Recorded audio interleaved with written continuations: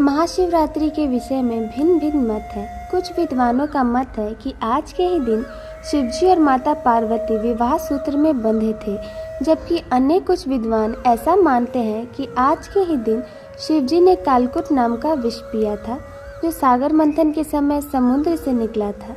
ज्ञात है कि यह समुद्र मंथन देवताओं और असुरों ने अमृत प्राप्ति के लिए किया था।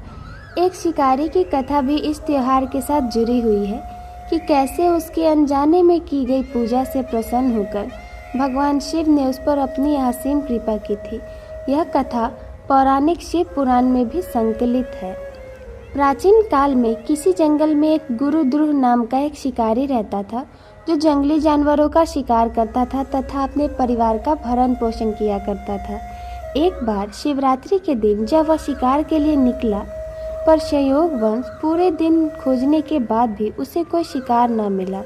उसके बच्चे, पत्नी एवं माता पिता को भूखा रहना पड़ेगा, इस बात से वह चिंतित हो गया। सूर्यास्त होने पर वह एक जलाशय के समीप गया और वहां एक घाट के किनारे एक पेड़ पर थोड़ा सा जल पीने के लिए लेकर चढ़ गया, क्योंकि उसे पूरी उम्मीद थी कि कोई न कोई जानवर अपनी प्यास बुझाने के लिए यहाँ जरूर आएगा। वह पेड़ बेलपत्र का था और उसी पेड़ के नीचे शिवलिंग भी था, जो सूखे बेलपत्रों से ढके होने के कारण दिखाई नहीं दे रहा था। रात का पहला प्रहर बीतने से पहले एक हिरनी वहां पर पानी पीने के लिए आई। उसे देखते ही शिकारी ने अपने धनुष पर बाण साधा। ऐसा करने में उसके हाथ के धक्के से कुछ पत्ते एवं जल की कुछ बूंदें नीचे बने शिवलिंग पर गिरी और अनजाने में ही शिकारी की पहले प्रहर की पूजा हो गई। हिरनी ने जब पत्तों की खरखराहट सुनी तो घबरा कर ऊपर की ओर देखा और भयभीत होकर शिकारी से कांपते हुए स्वर में बोली, मुझे मत मारो। शिकारी ने कहा कि वह और उसका परिवार भूखा है, इसके लिए वह उसे नहीं छोड़ सकता। हिरनी ने वादा किया कि वह अपने बच्चों को अपने स्वामी को सौंप कर लौट आएगी, तब वह उसका शिकार कर ले। शिकारी को उसकी बात का विश्वास नहीं हो रहा था। उसने फिर से शिकारी को यह कहते हुए अपनी बात का भरोसा करवाया कि जैसे सत्य पर ही धरती टिकी है, समुद्र मर्यादा में रहता है और झरने से जल धाराएं गिरा करती है, वैसे ही वह भी सत्य बोल रही है। क्रूर होने के बावजूद भी शिकारी को उस पर दया आ गई और उसने जल्दी लौटना कहकर उस हिरनी को जाने दिया। थोड़ी देर बाद एक और हिरनी वहां पानी पीने आई। शिकारी सावधान हो गया और तीर साधने लगा। ऐसा करते हुए उसके हाथ के धक्के से फिर पहले ही तरह थोड़ा जल और कुछ बेलपत्र नीचे शिवलिंग पर जा गिरे और अनायास ही शिकारी की दूसरे पैर की पूजा भी हो गई।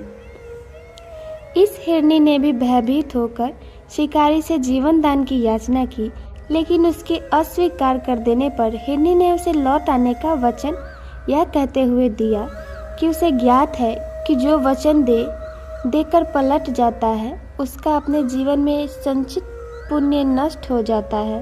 उस शिकारी ने पहले की तरह इस हिरनी के वचन का भी भरोसा कर उसे जाने दिया। अब तो वह इसी चिंता से व्याकुल हो रहा था कि उनमें से शायद ही कोई हिरनी लौट के आए और अब उसके परिवार का क्या होगा। इतने में ही उसने जल की ओर आते हुए एक हिरण को देखा। उसे देखकर शिकारी बड़ा प्रसन्न हुआ। अब फिर धनुष पर बाण चढ़ाने से उसकी तीसरे प्रहर की पूजा भी स्वतः ही संपन्न हो गई, लेकिन पत्तों के गिरने की आवाज से वह हिरण सावधान हो गया। उसने शिकारी को देखा और पूछा, तुम क्या करना चाहते हो? वह बोला, अपने कुटुंब को भोजन देने के लिए तुम्हारा वध करूंगा। वह मृग प्रसन्न होकर कहने लगा, मैं धन्य हूँ कि मेरा यह शरीर किसी के काम आएगा। परोपकार से मेरा जीवन सफल हो जाएगा, पर कृपया कर अभी मुझे जाने दो, ताकि मैं अपने बच्चों को उनकी माता के हाथ में सौंप कर और उन सबको धीरज बंधा कर यहाँ लौट आऊं। शिकारी का हृदय उसके पाप पुंज नष्ट हो जाने से अब तक शुद्ध हो गया था, इसलिए वह विनयपूर्वक बोला, जो यहाँ आए थे सभी बातें बनाकर चले गए और अभी तक नहीं लौटे। यदि तुम भी झूठ बोलकर चले जाओगे तो मेरे परिजनों का क्या होगा? अब हिरण ने यह कहते हुए उसे अपने सत्य बोलने का भरोसा दिलवाया कि यदि वह लौटकर न आए तो उसे वह पाप लगेगा जो उसे लगा करता है, जो सामर्थ्य रहते हुए भी दूसरे का उपकार नहीं करता। शिकारी ने उसे भी यह कहकर जाने दिया कि शीघ्र लौट जाना।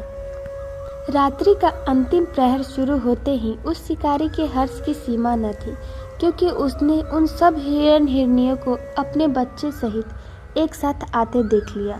उन्हें देखते ही उसने अपने धनुष पर बाण रखा और पहले की ही तरह उसकी चौथे प्रहर की भी शिव पूजा संपन्न हो गई।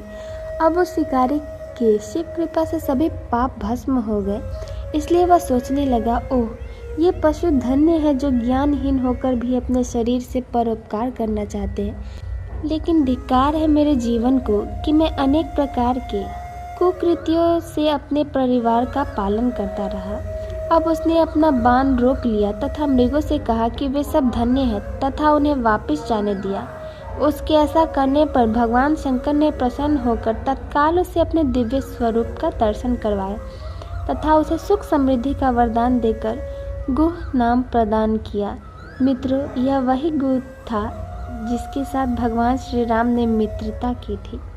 शिव जी जटाओं में गंगा जी को धारण करने वाले, सिर पर चंद्रमा को साजने वाले, मस्तक पर त्रिपुंड तथा तीसरे नेत्र वाले, कंठ में कालपाश तथा रुद्राक्षमाला से सुशोभित, हाथ में डमरू और त्रिशूल है, जिनकी और भक्तगण बड़ी श्रद्धा से जिन्हें शिव शंकर, शंकर भोलेनाथ, महादेव, भगवान आशुतोष, उमापति, गौरी शंकर, सोमेश्वर, महाकाल, ओंकारेश्वर, वैद्यनाथ, नीलकंठ, त्रिपुरारी, सदाशिव तथा अन्य सहस्त्र नामों से संबोधित कर उनकी पूजा अर्चना किया करते हैं।